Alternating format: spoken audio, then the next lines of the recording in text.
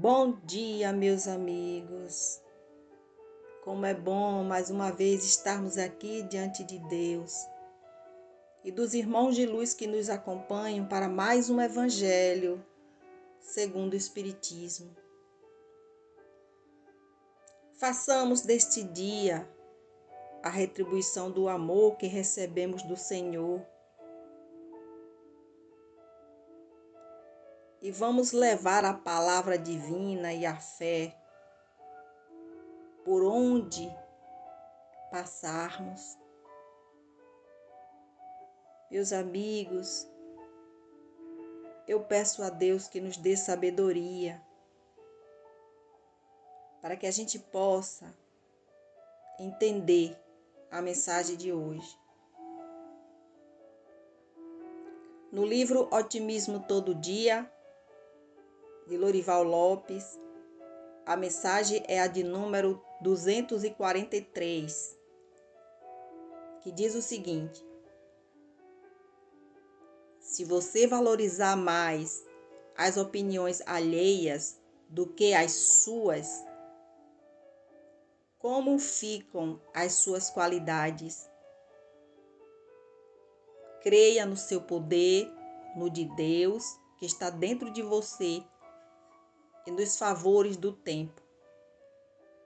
Use os bons pensamentos, os ensinamentos válidos, a moral do respeito mútuo e corte o que é ilusão, má fé e pessimismo.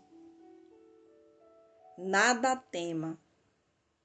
Haja com firmeza, determinação e segurança, confiante no seu direcionamento interno e fará abrirem-se as oportunidades e grande paz. O veículo cai no despenhadeiro quando o motorista vacila na direção.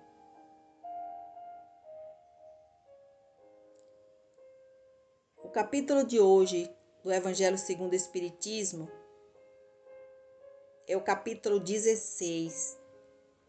Não se pode servir a Deus e a Mamon. E o item é o 14. Desprendimento dos bens terrenos. Pelo espírito de Lacordaire, Constantina, 1863.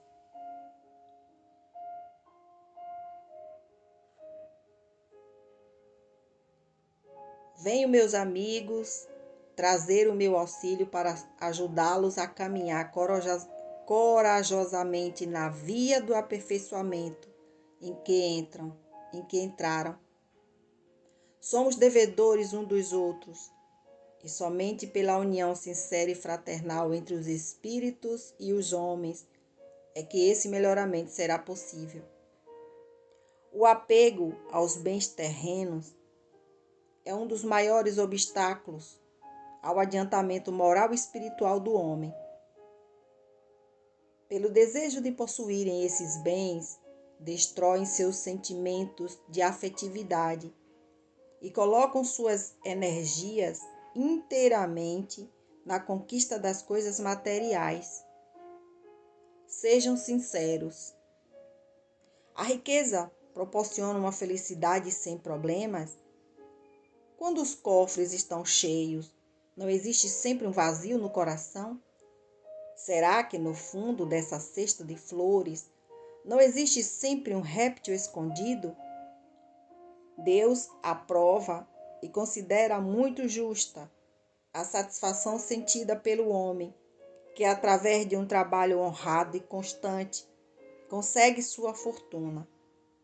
Porém, dessa satisfação há um apego que absorve todos os outros sentimentos e provoca a frieza do coração.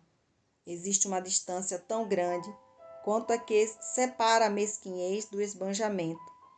Dois vícios entre os quais Deus colocou a caridade, santa e salutar virtude, que ensina o rico a dar sem orgulho, para que o pobre receba sem humilhação. Quer a riqueza tenha vindo de família, quer tenha sido adquirida pelo trabalho, existe uma coisa que não deve esquecer nunca. Tudo que vem de Deus retorna a Deus. Nada na terra pertence aos homens, nem mesmo o corpo que usam. A morte os liberta do corpo, como de todos os bens materiais. Considere-se como aqueles a quem foi confiado um depósito. Por isso, não são proprietários, não se enganem. Deus emprestou a vocês e devem lhe restituir, pois ele empresta sob a condição de que, pelo menos, o supérfluo reverta em favor daqueles que não têm o necessário. Quando um amigo empresta um dinheiro, mesmo que vocês não sejam honestos, existirá sempre a obrigação de devolver o empréstimo e ainda ficarem agradecidos. Essa também é a posição de todo homem rico, pois Deus é o amigo celeste que lhe emprestou a riqueza. Ele não pede nada além de amor e reconhecimento, mas exige que o rico dê aos pobres, que assim como ele também são seus filhos. Os bens que Deus confia aos homens despertam uma ardente e louca ambição em seus corações. Ao se apegarem localmente a uma riqueza tão perecível e passageira quanto o corpo que utilizam, esquecem que um dia terão que prestar contas ao Senhor do que ele lhes emprestou. A riqueza lhe impõe o título de ministro da caridade na terra e terão que distribuí-la como inteligência. Quando utilizam a riqueza em benefício próprio, tornam-se iguais àqueles a quem foi confiado um depósito e dele não souberam cuidar. O esquecimento voluntário dos deveres se acabará com a morte, que rasgará o véu debaixo do qual se escondem. Então terá que prestar contas, até mesmo para com aquele amigo esquecido que um dia os juntou, os ajudou e que nesse momento se apresenta diante de vocês com a autoridade de um juiz. Que assim seja. Meus amigos, são tantas perguntas e as respostas estão no nosso íntimo. Será que estamos nos desprendendo do que temos? Será que estamos nos contentando com o pouco que temos? Será que estamos ajudando aqueles que Deus coloca na nossa frente com o pouco que podemos? São muitas perguntas que só nossa consciência pode responder. Vamos pedir a Deus que nos dê força para lutarmos contra os nossos vícios.